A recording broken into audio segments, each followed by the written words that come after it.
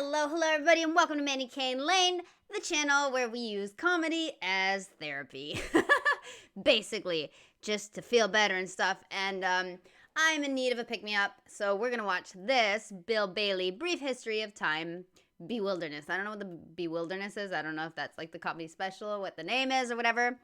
But anyway, also before I start, I just want to apologize. I know there have been some days where I haven't uploaded or this or that, and I've just gone through a rough patch at the moment, was forced to move and stuff, so you might notice the lighting's different. I was trying to get everything properly, you know, set up at the same and this and that, and it was just, I've had a very, very complicated 2 weeks, but doesn't matter.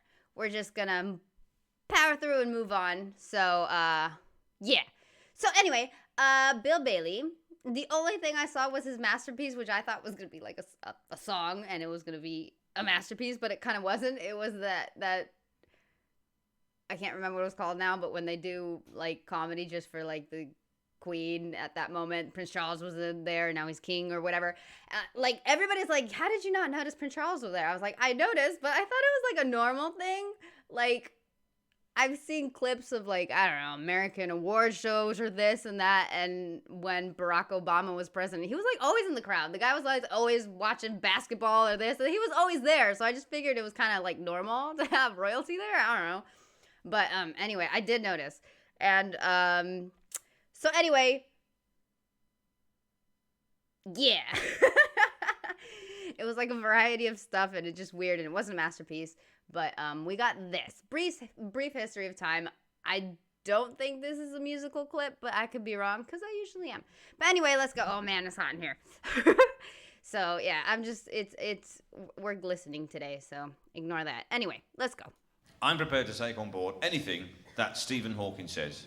Cleverest man on the planet, most brilliant scientific mind. Whatever he says, gospel. That's why I took on holiday with me a brief history of time. Probably the wrong choice, actually. I mean, a bottle of tequila, space opera would have done, but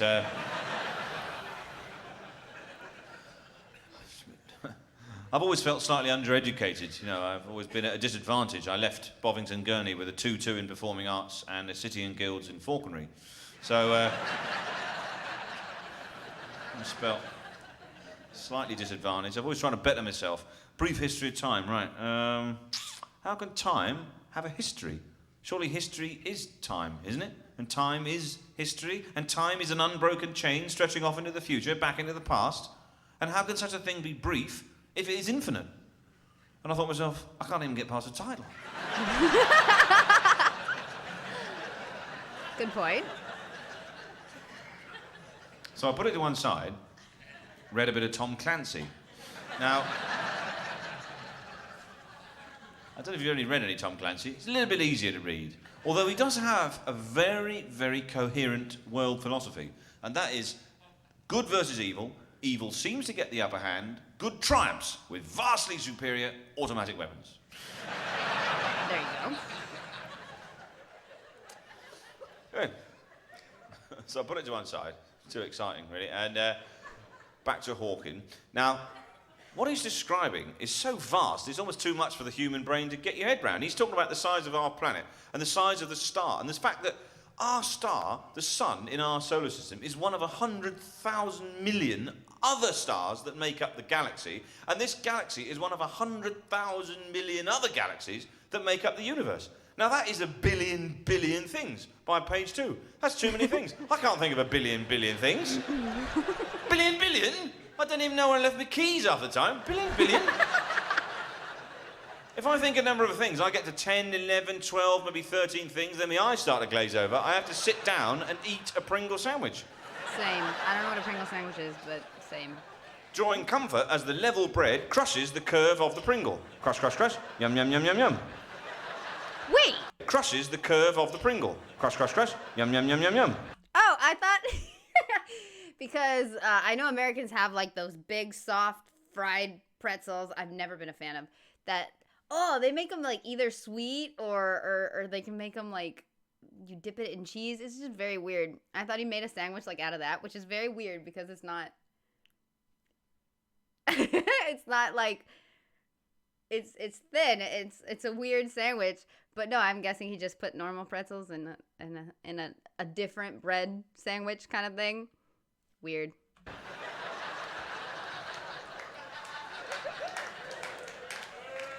Hey. We've all done it. This is it. I was getting in the book. I was getting really bogged down with it, and I thought, well, maybe I'm reading this book the wrong way. Maybe I'm approaching it completely the wrong way. I'm looking at it like it's a scientific textbook. I should maybe come at it from an oblique angle. Maybe look at it like it's a novel or something. So I take it to a meadow with a dandelion. Like, pretend it's a bit of lightweight melodrama or something. Bit of Jane Austen, for example. Mr. Knightley, I am confused and not a little annoyed. It seems that even non-rotating black holes create and emit particles at a steady rate. Oh, tush and fie, Emma. Quantum mechanics tells us the particles are created just outside the black hole's event horizon. Oh, Mr. Knightley, my synapses are shutting down. Sort of flows a bit better, doesn't it? Although Clancy is immeasurably improved by the Austen treatment. Oh, Mr. Darcy, I thank you for the gift of the Uzi. My dear Elizabeth, with its lightweight barrel and high rate of fire, it is indeed one of the most sought-after light weapons in the world. Oh, Mr. Darcy, you the man. Every time I hear Tom Clancy, though, the first thing that comes to mind, I might even be wrong, but I don't think I am with everything he said, is Rainbow Six Siege. And oh my god, I used to love the concept of that game, but oh dude, that game is so toxic. They always just use me as bait, especially when they found out I was a girl. And I was never able to play properly or learn how to play properly because it just, that game is way too toxic. And I never learned how to get good, man. But in theory, I used to like that game.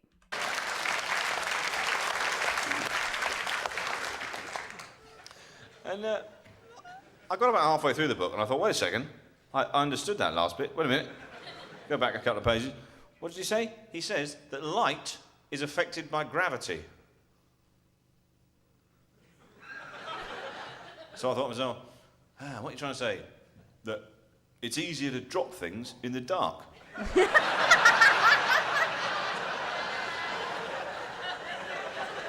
Yeah, there you go. Yeah, I've noticed that, yeah.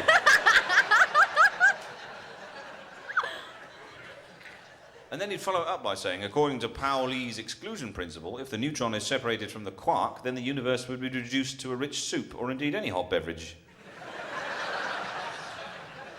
Crush, crush, crush, yum, yum, yum, yum, yum. It's too much for your head to get round.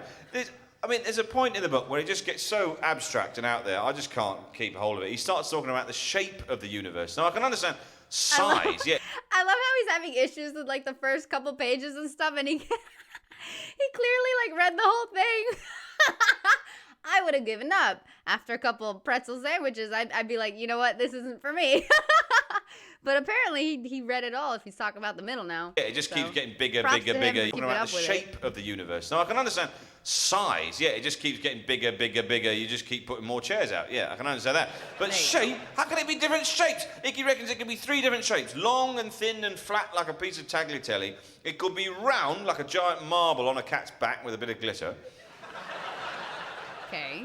Or saddle-shaped. Saddle-shaped? You're making it up now, surely. You might as well say it is actually a saddle. It's strapped to the back of a giant cosmic donkey. God's riding it up and down a deserted galactic beach, giving it toffee apple supernovas.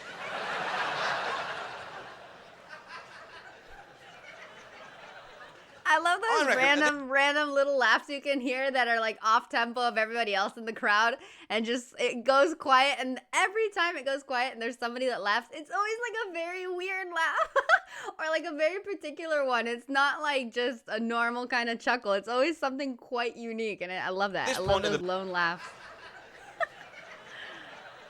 Great. I reckon at this point in the book, you just think nobody's going to get this far. I'll write any old bollocks. I'll put a word search in, a couple of puzzles, little dot to dot. Nobody's going to know.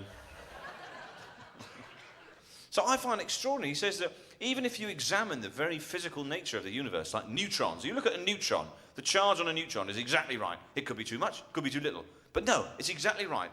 And then the combination of gases forms life on Earth. As if some higher power had a neutron in a vice and was tweaking it. Went, hey, there you go. Look. What do you think of that? The donkey. Yeah, whatever, mate. Is that it? No, that was a horrible place to cut that off. I totally wanted to watch more. And I imagined there was like more to that bit because that did not seem the end of that topic. But dang, okay. Damn. Whoever uploads these, whoever edits these, just damn. I also watched the Just Waiting for a Mate thing. That was a link sent to me, and apparently it was supposed to be like a 7-minute clip, and the clip I saw, or I got, or I attained, or I was sent to me, or however you want to say it, was only like a minute and a half. So I don't get people that just upload so little of just it, like 7 minutes. I mean, there's no need to cut that down. This, I get it. These are like an hour and a half, or whatever. But I felt like that kept going, and I wanted to know more. But okay, I learned stuff today. Pretzel sandwich. Didn't know that was a thing. I do know, I have seen people that put like potato chips in sandwiches. I've never done that because it's not my thing. But that at least sounds more normal to me than pretzels. I don't like pretzels, so. That like in any shape or form or with anything or on anything or accompanied by anything, this is not my thing. So, but I've never heard of that, so. That was news to me, and, well, I learned a wee bit about the universe, so there you go. Anyway, I will be around. I will continue to be around. I am, this kind of did cheer me up a little bit. I kind of wished it was a little bit longer, though. But, yeah. Anyway, there you go. So, anyway, guys, thank you for watching. I hope you enjoyed. Yeah, so I'm still kicking, so we're gonna keep watching stuff and things. I'm gonna go through my very, very, very long list of suggestions, see what's up, try to organize it a little bit better, and, you know, keep with it, guys. So, whatever you're off to do, have a great one, have a fabulous one. Remember, positivity is the best thing in life. You know, take things as they come, but if you can give it a swirl of positivity and have comedy in there, that'll always make you feel better. So there you go. Anyway, guys, goodbye, good night, good day, good afternoon, and, you know, Toodles covers it all, so we're going to stick with Toodles. Toodles, guys.